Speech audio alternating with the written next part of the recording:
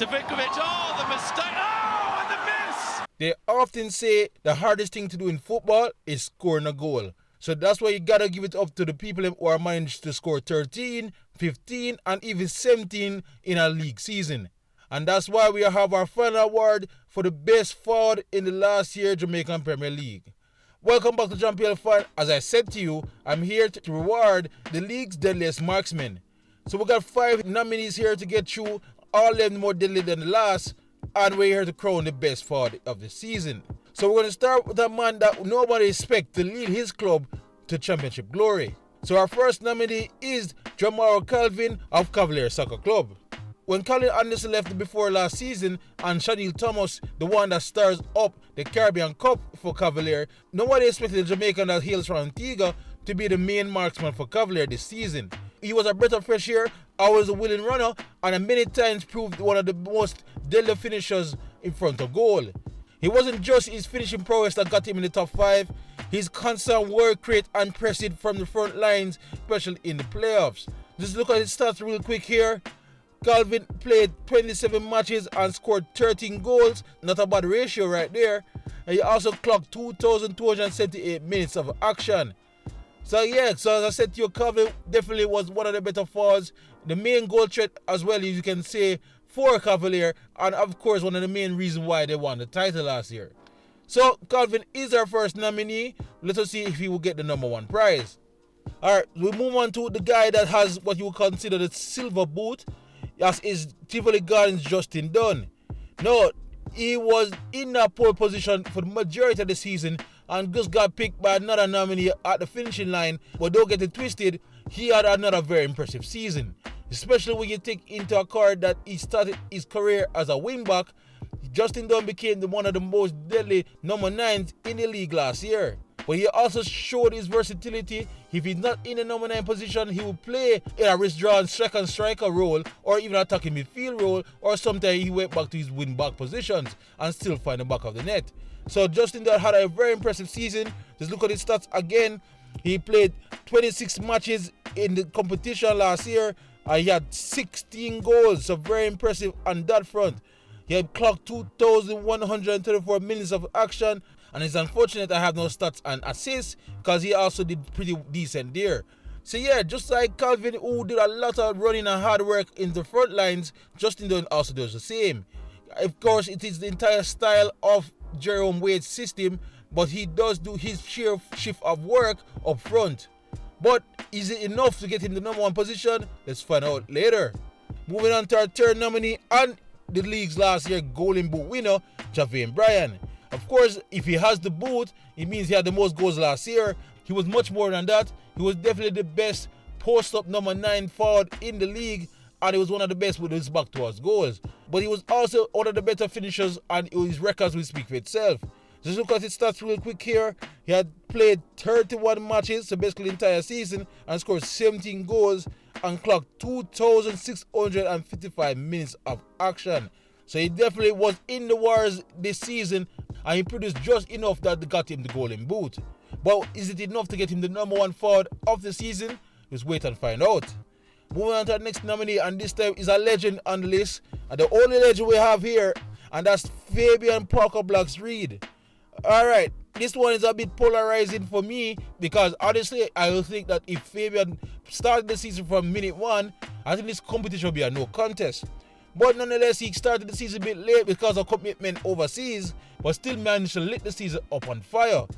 It's no surprise that the man that has over 80 goals in the competition is one of the most deadliest marksmen in front of goal this season. But not only that, he's one of the better forwards that are able to get his teammates into the game when he was withdrawn from the box and help the player make some of the plays. So again, I wish they were able to give some assist numbers because he was pretty good there as well. But let's just look at the numbers we do have. He played 18 matches, again not much, but he did clock 13 goals in those 18 matches. So that's one of the best returns we have in this season. He managed to clock 1,371 minutes of action, and he did his best to try and get his team over the line in the playoffs. So yeah, there's not really much more I can say on Fabian Reid. If you don't know this man's quality by now, you're just very new to the league. As I said to you, he is a living legend, and let us see if that's enough for him to cop the number 1 spot as the best forward this past season. Alright, moving on to our final nominee, and honestly this was a tough call. It was a very close contest. It was like a Shane versus Noah Lyles situation between Nicholas Nelson and his former strike partner at Malines, Jason Wright. But just in the end, I give the nod to Nicholas Nelson in the top 5. Surely not because of the goals he scored, but the type of goals he did score. This man is able to score goals in any type of fashions, offer some good build-up play, some individual skill, or even from a deadly set piece. So for me, that gives him the nod, and he himself had a very good season, and it is a shame that injury robbed him of even more game time. In the few moments he did play, he did manage to score some good bangers. And not only that, again, we wish we have assist numbers. He's also one of those forwards that help facilitate the players around him. Alright, let's look at the stats real quick for him. As I said, he didn't play much due to injury. He had 19 matches played, and he had 10 goals from those 19 matches. It's a very good return, honestly, on his numbers. And he clocked 1,465 minutes. After he got injured towards the end of the season, you saw what happened to Double Olin, as he was basically the only real goal threat they had in the entire time. So that should show how important and how deadly this man was at the forward lines. But alright guys, that is all in terms of the top 5.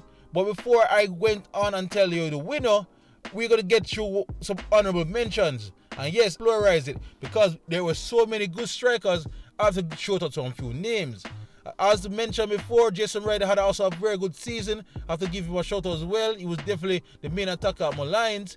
We must also give praise to Chevron Walsh at Portmore United. Again, injury affected him, but he did play a very good season last year.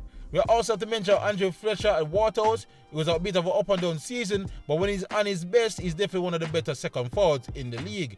We also must give praise to the young left winger of Mount Pleasant, Devontae Campbell. His play was so good this year, it got him a trial overseas as well as a spot into the national team. So Devontae Campbell just need to keep it more consistent, or you surely be in the top 5 next season. And finally, we can't forget about Cim Dixon. He's not in this top 5. I know people are wondering how he's not considered one of the best strikers, and based on raw talent, he is. But again, he only played half a season. He wasn't necessarily the most consistent in front of goal during that few games. But he's definitely one of the most talented players that's a passed through the JPL last year. Alright, enough stalling. Time to get to the number 1 forward.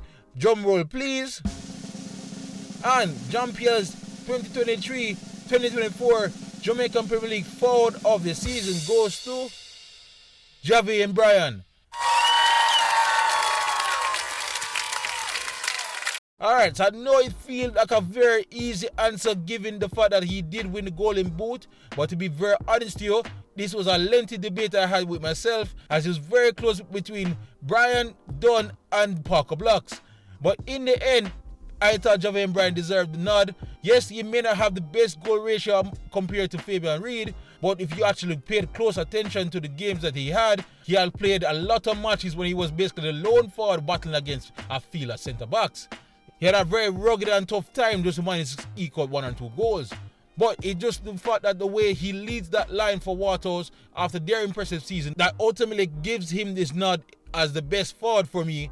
And Waterhouse, I think we're going to have a hard time really replacing his productivity and effort up front come the new season. His players even earned him a contract overseas, and again we wish him best of luck. But for now, we can say he left us as JAMPL's first forward of the season. Congratulations, Javain Bryan. Alright guys, this is all from us here at JAMPL Fan. But stick around, we have one last award left, and that's of course the player of the season. But we are out of here. Again, thanks for watching. And if you believe somebody else should have been the forward of the year or should have been in the nominees list, please let me know in the comment section below.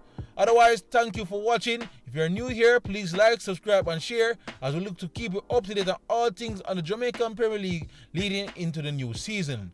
Otherwise, YouTube, big up yourself.